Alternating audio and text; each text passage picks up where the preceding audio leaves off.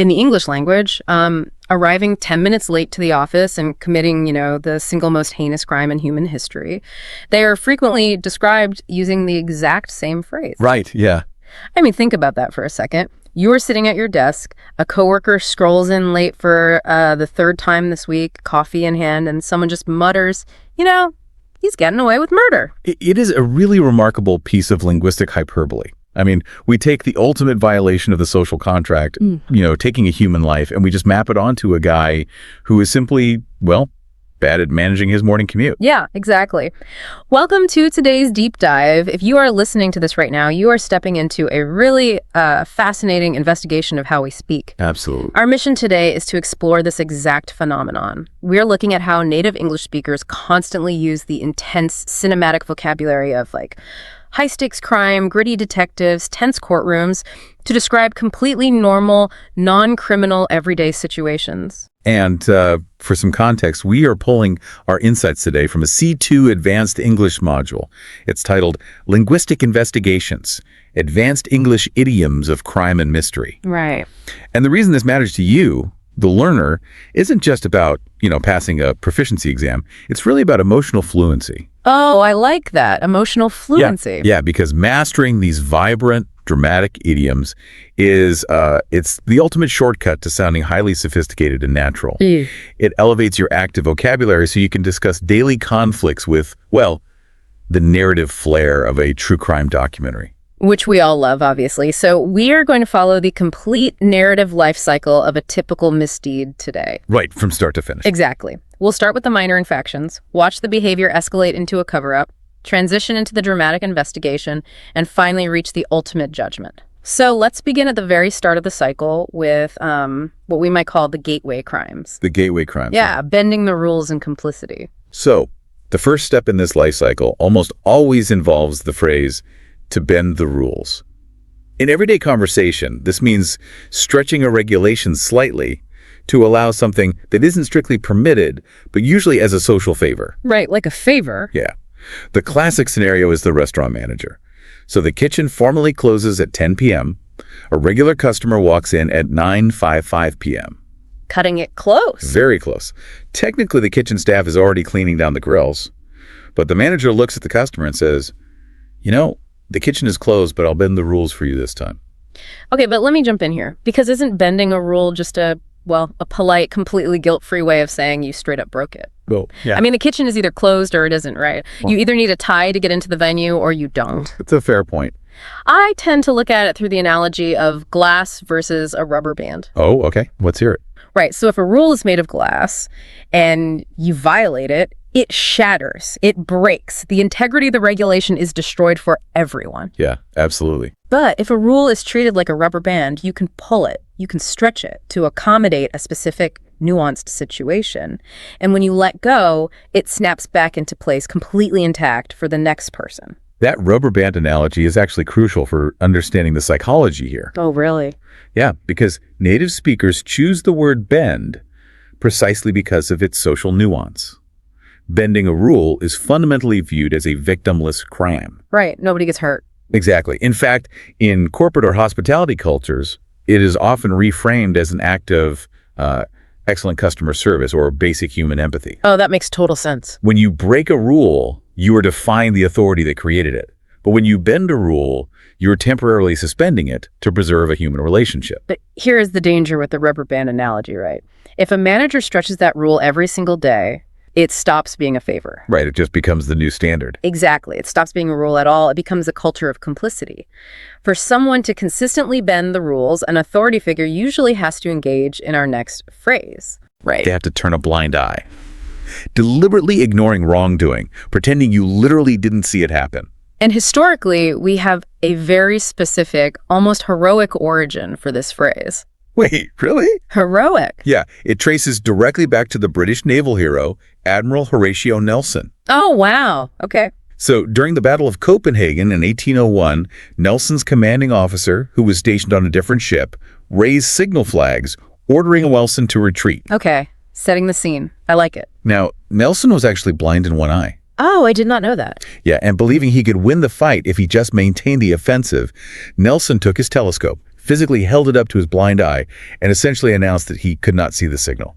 That is amazing. He deliberately ignored the order, pressed the attack, and secured a massive victory. So he literally weaponized his own physical disability to find a loophole in the military chain of command. Pretty much. Sorry, sir. I was looking through the wrong eye. That is wild to me. But what strikes me is how the tone of that phrase has completely inverted over the centuries. Yes, exactly. It's totally shifted. Because Nelson turning a blind eye, I mean, that was an act of rebellious tactical brilliance. It was insubordination justified by victory. But when we use it today, all the heroism is just gone. Yeah, it really is. And that is the natural evolution of language, reacting to modern societal structures. Right. Originally, it was active defiance against a mid-bureaucracy. Today, it has devolved into passive complicity. Passive complicity, that's a great way to put it. If you think about how you might use it in your own workplace, it implies that you have a specific duty to enforce a standard like, say, a safety inspector ignoring fire code violations or a manager ignoring harassment. Right, serious stuff. And you are actively choosing to fail in that duty. The Nelson origin was about taking a risk, but the modern usage is entirely about avoiding conflict. And that avoidance of conflict, that passive complicity, is what fuels the escalation, right? Yeah. If authority figures constantly turn a blind eye, people inevitably take advantage of the vacuum of consequence. Which brings us out of the gateway infractions and into the territory of blatant escalation. Here we go. When a person realizes they have immunity, the bad behavior compounds until they are, as we mentioned at the top of the show, getting away with murder. Yes.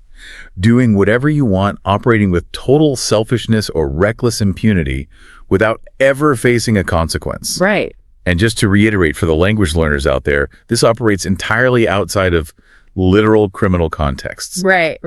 Think of the workplace equivalent we all know.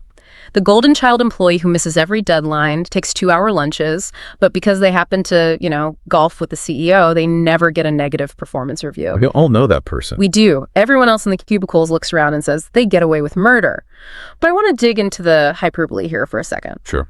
Why do we jump to the most severe word in our lexicon for someone who is just lazy or favored? It's a great question. Because the language isn't actually describing the severity of the action. It is describing the internal state of the observer. Oh, interesting. Yeah, human beings are evolutionarily hardwired to be hypersensitive to double standards and unfairness. That's so true. When a punctual, hardworking employee sees an incompetent colleague get rewarded, it triggers a deep, visceral sense of injustice. Right. The severity of the word murder mirrors the emotional distress of the speaker. It is a linguistic mechanism for screaming, the system is broken and my reality feels profoundly unfair. Wow. So the crime isn't murder, the feeling of powerlessness is murder. Exactly. But eventually the ecosystem shifts. Someone who does not have that golden shield of favoritism tries to pull off their own misdeeds. And they know it won't go well. Right. Because they aren't the favorite, they know the system will punish them. So the panic sets in. The life cycle moves into the cover-up phase. They have to cover their tracks. Yes. Covering their tracks. This refers to destroying or hiding the evidence of your actions or your whereabouts. Okay. And the physical imagery is incredibly primal. You can picture someone fleeing through a snowy forest or across deep mud, leaving obvious footprints tracks behind them. Like a literal hunt. Right. To survive the pursuit, they have to stop, turn around, and physically brush away the snow or smooth the mud so the hunters lose the trail. But nobody's brushing snow away in a corporate accounting firm, right? What fascinates me is how we've transplanted this visceral survivalist imagery directly into the sterile, modern environment of office politics and digital espionage. It's seamless, isn't it? The physical indentations in the mud have just become digital breadcrumbs. Digital breadcrumbs, yes. Today, covering your tracks means rapidly hitting the delete key on an incriminating email thread. It means a hacker routing a signal through a proxy server. Or feeding documents into a shredder. Exactly. The environment is entirely synthetic, but the psychological intent, the cold dread of the hunt and the desperation to hide from the pursuer, that remains completely intact. The phrase preserves the human anxiety of being caught. But here is the comforting reality about human nature, or perhaps the tragic flaw, depending on whose side you're on, I guess. Right. No matter how meticulously someone tries to cover their tracks, human error is the great equalizer. You cannot delete every single digital footprint. Never. There's always a backup. Exactly. A server somewhere, backed up that email. Someone kept a photocopy. The cover-up eventually fractures. The investigation begins. The evidence surfaces. And we arrive at the aha moments of discovery. The best part of any mystery. Yes. So the discovery phase introduces three highly specific, highly visual idioms that categorize the nature of the evidence, and they function quite differently. Okay, let's break them down. The first is being caught with your hand in the cookie jar. I love this one. This means being discovered in the precise millisecond of doing something wrong. You are totally defenseless because the evidence is quite literally attached to your anatomy. You're holding the evidence. Exactly. The classic domestic image is a mother walking into the kitchen to find her toddler frozen on a stool, arm plunged deep inside the ceramic jar before dinner. Yeah, and what is particularly effective about this phrase is how it is wielded in serious contexts to diminish the perpetrator. Diminish how? Well, consider a corrupt politician. You have a powerful figure in a tailored suit who spent months on national television vehemently denying the embezzlement of public funds. Right. Then, investigative journalists uncover the offshore accounts. When a news anchor states, the senator was caught with his hand in the cookie jar, the tonal contrast is devastating. Because it strips them of all their power and dignity. Completely. You take a grave abuse of democratic trust, and you reduce the perpetrator to a chubby-cheeked toddler stealing baked goods. You aren't treating them like a master criminal, you're treating them like a naughty child who couldn't control their impulses. Precisely. The cookie jar represents being caught in the present act. But investigations often happen long after the act is finished. Right, they're not always caught in the act. Exactly. And that brings us to our second evidentiary phrase, finding a smoking gun. This is the ultimate indisputable piece of evidence that proves guilt of a past act. The visual here is straight out of a noir thriller, isn't it? A murder occurs. The detectives kick open the study door. A suspect is standing over the victim, holding a revolver, and a thin wisp of smoke is curling up from the barrel. That's the exact image. You don't need a confession. You don't need an eyewitness. The raw physics of the situation, the gun is smoking, therefore it was fired seconds ago, tells you the entire story. It is the holy grail of an investigation because it eliminates the need for inference. Right.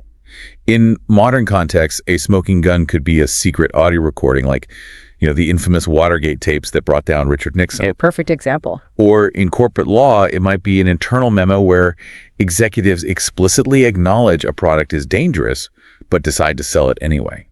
It is the undeniable proof that destroys any plausible deniability. But how do you get to the smoking gun? Because detectives don't just magically teleport into the study at the right time. Right, it takes work. You have to utilize a methodology. You have to follow the third piece of vocabulary, the paper trail. A paper trail refers to the series of written or digital documents that provide a step-by-step chronological record of an individual's activities. Like receipts. Receipts, legally binding contracts, wire transfers, tax returns, all of it. I always find it amusing that while the smoking gun is highly cinematic, the paper trail is deeply bureaucratic. It really is. It highlights that real justice, real investigation, is rarely about kicking down doors. It's usually about sitting in a fluorescent lit room for 6 months, matching dates on invoices. Yeah, that's the reality of it. And if you look at how these three function together, they form a complete matrix of discovery. A matrix, okay. Let's recap that. Caught with your hand in the cookie jar is the present act. The smoking gun is the undeniable proof of a past act. And the paper trail is the tedious methodology used to connect the perpetrator to the proof. It illustrates how profoundly visual the English language is when dealing with conflict. You can see the smoke, you can see the path of receipts, you can see the jar. Exact. If you are listening and learning this language, this is why these phrases are so sticky. They aren't abstract concepts. It's basically a movie playing in your head while you read a dry financial report. That's a great way to think about it. But here is where our narrative arc takes a severe, dark turn. Oh, yes. Because usually following a paper trail leads you to a financial misdeed, embezzlement, fraud, tax evasion. But sometimes an investigation reveals that the situation is far more dangerous. The entire vibe of the situation shifts completely. This brings us to a highly advanced piece of vocabulary that completely alters the tone of a narrative. Foul play. Foul play. Right. It is used to describe criminal or violent behavior, particularly when someone inexplicably disappears or there is an unexpected death. When I hear the phrase foul play on a news broadcast, it is like the moment in a movie where the background music suddenly shifts from a normal tempo to a low, ominous cello drone. Yes, the tension just spikes. The reality of the situation just got incredibly dark. But the etymology here is wild to me. Why borrow a word from a weekend sports match to describe a tragic disappearance? It seems disconnected, right? But to understand why we map a sports term onto a severe crime, we have to look at the philosophical underpinnings of society. Okay, let's get philosophical. In sports, a foul is an action that violates the agreed-upon rules of the game. Like a foul in basketball. Right. By framing a severe crime as a foul, we are implicitly stating that society itself is just a massive game. It only functions because everyone agrees to play by a specific set of rules, the social contract. Oh, I see. We all agree not to steal from each other. We agree to stop at red lights. We agree not to cause harm. We agree to the rules before we step out of our front doors. Exactly. Now consider a scenario where a perfectly healthy person vanishes without a trace, or a well-maintained boat sinks on a day with calm seas and perfect weather. Initially, investigators might look at the data and wonder if they are dealing with an accident. Was it a tragedy of nature? Was it random bad luck? Right, natural causes. But when the authorities step in front of the press and announce, "We suspect foul play," they are signaling a massive paradigm shift in their understanding of the world. Because they are telling the public that they are no longer looking at the cruel indifference of the universe. Exactly. They have concluded that someone actively chose to break the rules of the societal game. They are no longer looking for an accident. They are actively hunting a villain. The phrase transitions an event from an act of God to an act of malice. It acknowledges that the social contract has been intentionally severed. And once that foul play is confirmed, once the paper trail is followed and the smoking gun is secured, the investigation phase officially concludes. The chase is over. The culprit is cornered. Which brings us to the climax of the life cycle, the resolution of the misdeed. It's time for the culprit to answer for what they've done. And there are really only three potential endings to any conflict, three distinct ways the scales of justice can tip. Right. The first ending involves internal accountability, which we describe as having to face the music. Confronting the unpleasant consequences, the punishment, or the harsh criticism of your own actions. You can't run, you can't cover your tracks anymore. You must stand and accept reality. And the examples are always so relatable. I mean, you max out your credit card on a reckless shopping spree, and a month later, the statement arrives in your mailbox. Time to face the music. Right. You have to face the music and figure out the math. Or you lie to a client, they discovered the truth, and you have to walk into a conference room, look them in the eye, and absorb their anger. It's that moment of reckoning. But where does the music part come from? I usually picture someone standing on a stage while a terrifying orchestra blasts the symphony at them. Not quite an orchestra. Yeah. While the exact origin is debated by linguists, the most compelling etymological theory traces back to the military. Oh, the military again. Yeah. When an officer or soldier was disgraced and dismissed from their regiment, they were literally drummed out. Drummed out. Right. A military band would play a specific, repetitive march as the disgraced individual was forced to walk past their former peers and leave the camp. Oh. You literally had to face the musicians as you were stripped of your rank and expelled. That is incredibly vivid. It combines profound public shaming with the requirement of internal acceptance. You have to endure the march. And you can't look away. So facing the music is about personal, internal accountability. You own the mistake. But what happens when the situation escalates beyond personal responsibility? What happens when the system itself decides to step in and deliver external accountability? That is when the system decides to throw the book at someone. Throw the book. It means punishing someone as severely as possible, charging them with every single conceivable offense allowed by the law or the regulations. The physical comedy of this phrase is unparalleled. It really is an absurd visual. Just imagine a dignified judge sitting high up at their wooden bench in a courtroom. The defendant is standing below, and instead of banging a gavel and reading a formal sentence, the judge just reaches down, hefts a massive, leather-bound, 300-page textbook of state laws, winds up their arm, and physically hurls it across the room at the defendant's head. It's pure slapstick. Absolutely slapstick. It is an absurd visual, but the application represents the crushing weight of systemic bureaucracy. Right. Imagine a driver is pulled over by a police officer, but they weren't just speeding. They were speeding, their taillight is broken, their registration is a month expired, and they failed to use a turn signal. A bad day for that driver. Now, the officer could just write a warning for the taillight and a ticket for the speed. But if the driver is belligerent, the officer might decide to make an example of them. Uh-oh. They throw the book at the driver, methodically writing 5 separate citations for every individual micro-infraction, ensuring the absolute maximum financial penalty. It is the institution flexing its power. It's the system saying, we're not trying to rehabilitate you, we are going to bury you under the full weight of our rules. Exactly. So, you have internal accountability with facing the music and maximal external punishment with throwing the book. But there is a third potential ending to our narrative arc, and it's the one that drives human beings completely insane. The worst outcome. It is the ultimate injustice. It is when the culprit manages to get off scot-free. Meaning to completely escape the punishment, the financial penalty, or the consequences that you absolutely deserved. If you are listening to this and you've ever watched a colleague steal credit for your presentation in a meeting and get a promotion out of it, you know exactly what getting off scot-free feels like. Viscerally. But the history of this phrase is a massive curveball, because Scot sounds like a guy's name. Or you assume it has something to do with country of Scotland, but it doesn't at all. No, it has zero geographical connection to Scotland. Is that right? None. The word Scot is actually derived from an old medieval word for a municipal tax. A tax. Yeah, in the Middle Ages across parts of Europe, citizens were required to pay a proportional tax, the Scot, to their local lord, sheriff, or municipality to fund community resources. Right, standard medieval life. If you managed to evade this tax, or if you leveraged your social status to be officially exempted from it while your neighbors still had to pay, you were literally scot-free. Wow. You successfully escaped your financial burden. And over centuries of linguistic evolution, that concept of dodging a literal tax morphed into the broader concept of dodging any kind of deserved consequence. Yes. It evolved from a highly specific financial evasion to a universal symbol of unjust escape. And it applies to every tier of society today. How so? Well, at the macro level, it's the systemic failure of the justice system. A criminal commits an egregious crime, but because the prosecuting attorneys missed a filing deadline, or a police officer misspelled a name on a search warrant, the case is dismissed on a technicality. And the criminal gets off scot-free. Exactly. The paperwork error supersedes the moral reality. It does. But it also scales all the way down to the micro level of domestic disputes. Oh, like at home? Consider a childhood sibling dynamic.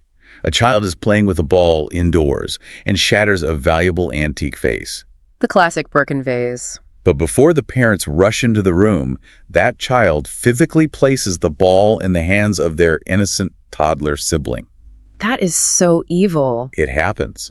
The toddler takes the blame, gets punished, and the guilty child gets off scot-free. It is absolutely wild to me that we can draw a direct, unbroken linguistic line from the historical avoidance of medieval municipal taxes in a feudal society straight to a modern kid unfairly taking the blame for a broken vase in a suburban living room. It is pretty remarkable. It proves how durable the human frustration with injustice really is. We are still using the ghost of a medieval tax to complain about our sibling. It highlights that whether we are discussing a feudal tax collector, a modern criminal courtroom, or a family living room, the fundamental architecture of human grievance remains exactly the same. That's brilliant. We crave fairness, and language acts as the repository for that shared historical craving. Wow.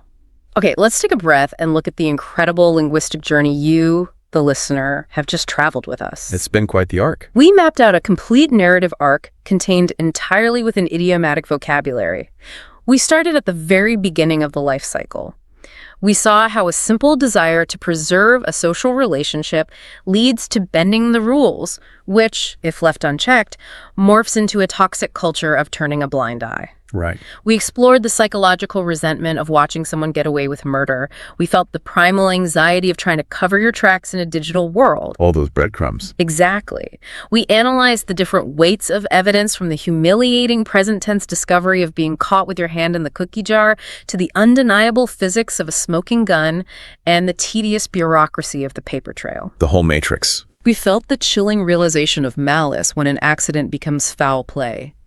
And finally, we reached the climax, where the universe either demands personal accountability by forcing you to face the music, institutional punishment by having the judge throw the book at you, or the agonizing injustice of letting the culprit get off scot-free. And this is where we return to the value this holds for you as a language learner. Yes, the takeaway. English pop culture, news broadcasts, political commentary, and everyday daily conversation are absolutely saturated with this vocabulary. You hear it everywhere. By understanding the deep historical nuance and the emotional weight behind these phrases, you unlock a profound level of cultural comprehension.